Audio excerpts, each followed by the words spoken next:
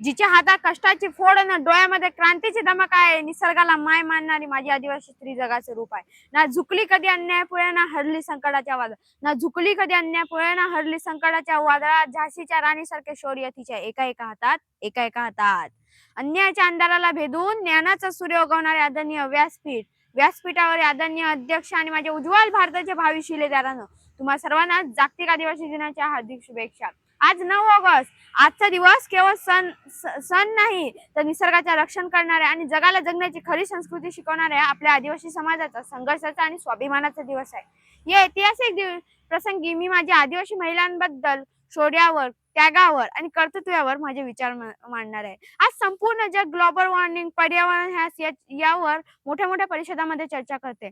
ज्या निसर्गाला वाचवण्यासाठी जग आज धडपडते, ज्या निसर्गाला वाचवण्यासाठी जग आज धडपडते, त्याला हजारो वर्षापासून लेकासारखी जपणारी पहिली व्यक्ती जर कोण असेल तर ती माझी आदिवासी माय आहे, आदिवासी माय आहे.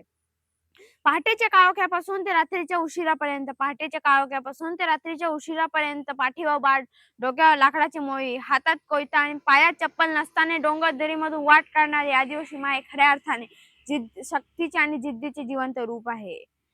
इतिहास साक्षी आहे मित्रांनो, इतिहास साक्षी आहे मित्रांनो. जेव्हा परकीय आणि इंग्रजांनी आपल्या जल जंगल जमिनीवर डोळा टाकण्याचा प्रयत्न केला, तेव्हा फक्त पुरुषच नाही तर महिला सुद्धा हातामध्ये कुऱ्हाडी आणि धनुष्यबाण घेऊन रणगाण्यात उतरल्या. वीरांगना दुर्गावती यांनी आपल्या मातृभूमीसाठी आणि स्वाभिमानाच्या रक्षणासाठी प्राणाची आहुती दिली, पण इंग्रजांची गुलामगिरी जिने कधीच स्वीकारली नाही. आजच्या आदिवासी महिला केवळ जंगलापुरता महिला राहिलेल्या नाही. ओडिशात एका लहानशा आदिवासी पाड्यात प्रवास सुरू करून ते भारताचे सर्वोच्च राष्ट्रपती पदावर विराजमान झालेल्या आदरणीय द्रौपदी मुर्मूजी या खऱ्या अर्थाने नारी शक्तीचे जागत्या उदाहरण आहे.